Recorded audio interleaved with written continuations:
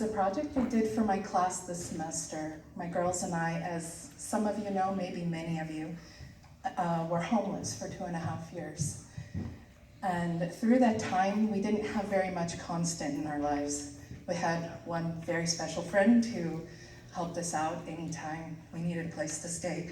And in the end is why we have a home now. And a few other great friends. But what we really had that was wonderful was to come to Silks regularly. Anastasia helped teach a couple of classes, and Sabina was taking it, and the three of us had the support of Teresa, Joe, the team, and fellow students and parents.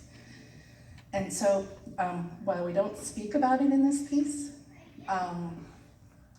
we are very grateful to all of you, actually.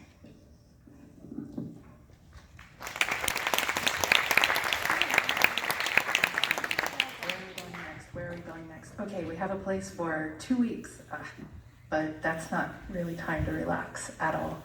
And with kids, it was so hard. Couch surfing one person, I've done it. It's pretty easy and it's kind of fun and adventurous. With kids, maybe one would have been okay, but two all of a sudden made it. What do you mean you want to stay at my place? You're too many people. Where are we going next? How long will we be there? Do people want us to stay with them, because kids tend to be not as allowed.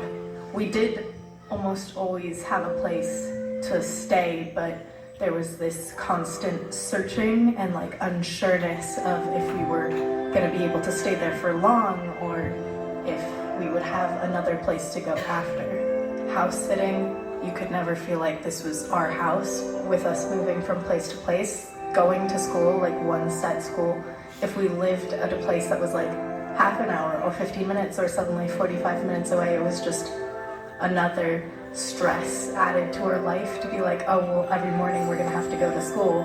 So he decided that maybe homeschooling would work better for the time. One of the really hard things was for me that I was never really good at making friends. And the moment we got plunged into homelessness, I had no possibility really, because no matter, even if I started making friends, we'd always move and I'd lose them. When we started moving, it was like I lost all hope, and the only friends I really had was my family. Kind of hard sometimes to not get completely drowned in that stress. Because all I had with me was the stuff we could fit in our Prius, which I have to say, it didn't have much space.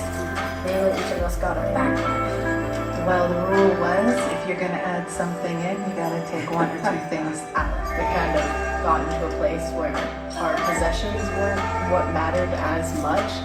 We don't really take anything for granted anymore.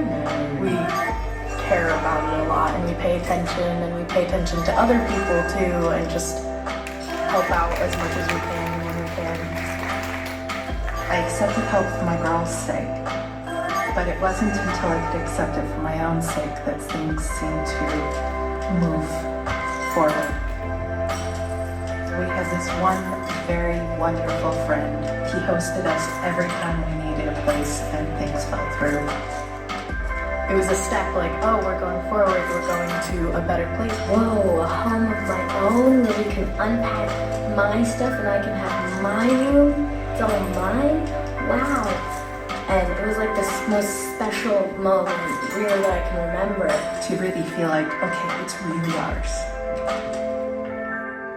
Accept help when people offer it. If it's not quite the right help, ask for what you do need. Don't be afraid, and you are worth getting the help. Hold on to your friends, because they'll probably hold on to you too. They're there for you, and if you let them be there for you, they can just become something great. In the end, taking care of yourself and figuring out what you need can sometimes help. Feeling good in that situation is the best thing.